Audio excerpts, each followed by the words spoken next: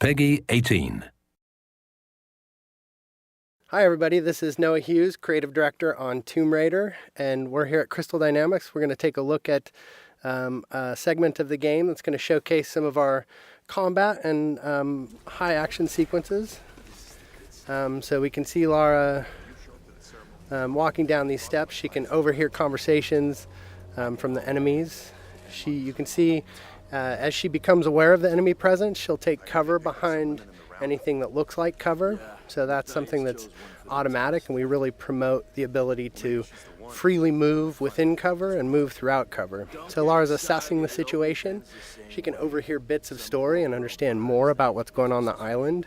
But most importantly, she can sort of use brains as she approaches this situation. She'll take out one guy. We can see that the enemies are reacting, so they're creating cover for themselves, reacting to her situation. Another guy's trying to flush her out of cover with the Molotovs. This is just an example where we really try to make the AI adapt to the situation, but also promote movement from the player so that they're not just stuck behind cover and playing sort of pop and shoot cover games. We really promote that movement. So we can see Lara approaching here. She's got her a new gear element, the rope arrow. She's able to create her own zip line. And with the shotgun and the zip line, she's now back to an area she had been before, but able to access spaces that she had never been able to get to. Are you there? I'm here, Sam. Are you okay? What do they want with me, Lara? A fire ritual? This is so fucked up. Listen, I'm coming to get you. I'm going to get you out of there. Please, please help me, Lara. I promise. I promise, Sam. Hey, she just... Oh no! Sam? No! Sam! Help me, Stay away from her, you bastard! Stay away!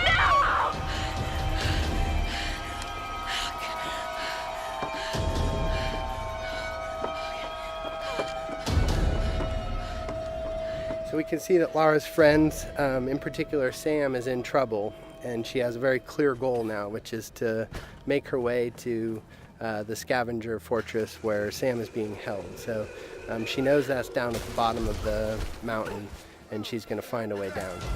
I don't know. Another part of the plane? Keep working. I'll go check it out.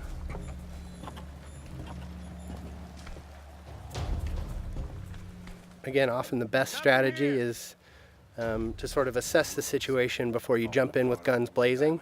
Of course, you're always welcome to just open fire, but the game really promotes sort of that tactical approach in some situations. So Lara's able to wait till she has a clear vantage of the situation without being spotted by the enemies. She sees an opportunity in the fire, and she's able to open combat by really decimating the enemies with the environmental opportunities and then finishing off any stragglers. Now, last time we showed this space, we took the left route, and this is just an example of a forked path where you can see them coming up the path that we would have come down naturally.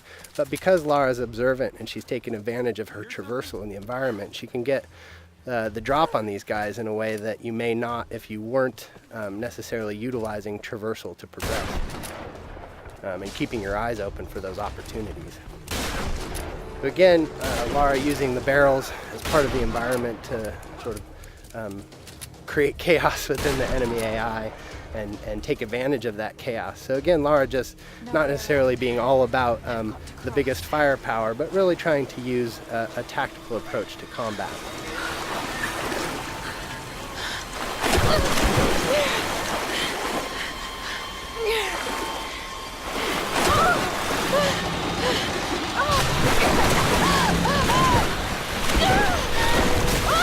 As is often the case, Lara's intended path down the mountain isn't necessarily where she ends up. So we could see an example of sort of a brutal death as Lara misnavigates the situation in the flood here. And we try to create these spikes of intense moments where maybe plan A doesn't pan out and Lara's forced to deal with plan B. And you can see her shooting out barriers with the shotgun. This is another example of us trying to use gear acquisitions as something that provides new skills in the environment beyond just combat.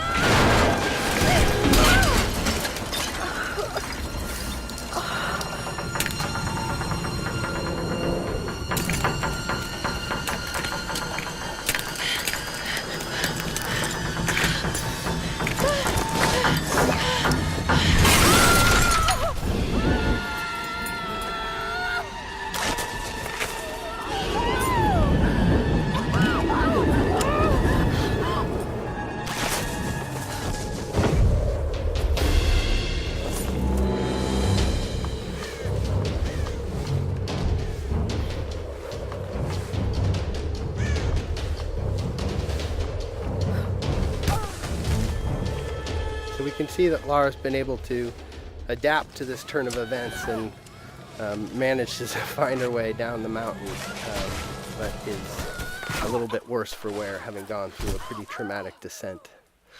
So we see Lara sort of shaken from the experience, and ultimately this is really just awakening injuries that have started since the beginning of the game. You can see her side is already bleeding from experiences she had when she first washed up on the island, and that's just been made worse by her traumatic descent. And so we're sort of introduced to this new space. This is the Scavenger town, and up on the mountain you can see the ancient palace, which has been fortified by the Scavengers, and really that's where Lara thinks Sam is being held, and so her goal, Sam and the others, so her goal is to really make her way into that palace. But you can see that she really is sort of feeling the effects of the fall, and as she stumbles her way into this new space, we realize that Lara is indeed worse for wear and has limited traversal capabilities. So you can't necessarily climb from roof to roof like you might if you were in the best of health. So Lara is really forced to sort of in a position of vulnerability to sneak her way towards the medical chopper that she saw, and hopefully find some supplies that are going to help her deal with her current situation. I don't know what you're talking about. Please. You are lying. I know you escaped with him. Please. I don't. I need to loosen your tongue. Tell me! So we can take a moment to overhear some of the story. That's always optional, but we try to infuse a lot of the environments with some of the backstory, and that's actually foreshadowing something that will come up a little bit later in the story.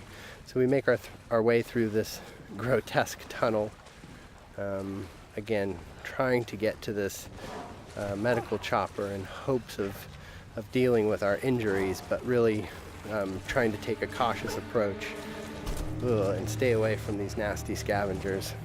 We're starting to sort of get into the heart of it. This is Lara's journey into the belly of the beast, so to speak, and we really see her sort of having to engage in direct conflict in ways that she hasn't up until this point in the game. So we can assess the situation. The guy on the top was a threat.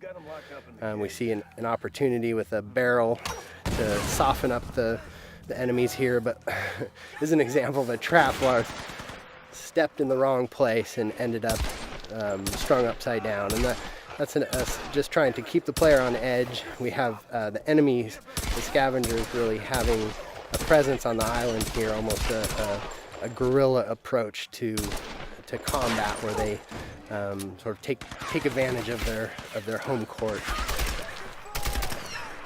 So we see combat progress from sort of that opportunity to initiate with tactical opportunities, taking out patrolling guards and exploding barrels, but then ultimately sort of being forced to confront them directly in order to get to her goals. And that's something that Lara is constantly dealing with, is this need to do whatever it takes to survive. And if these guys are presenting a threat to her, she's seen what they're capable of, and they're standing between her and sort of her ability to deal with her wounds.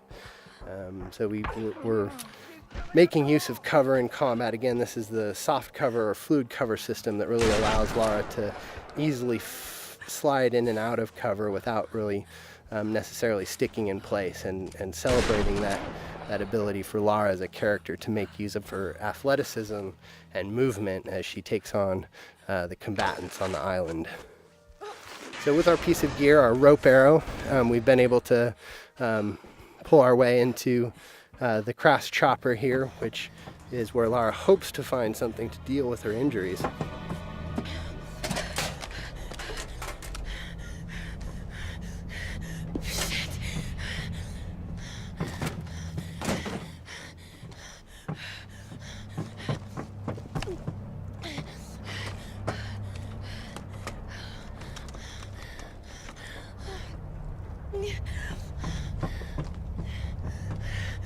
Sorry. All right, thanks everybody for joining us today. Stay tuned. We'll have some more things to show you down the road, but I hope you enjoyed our traversal down the mountain into Scavenger Hub today, and some more glimpses into our combat systems.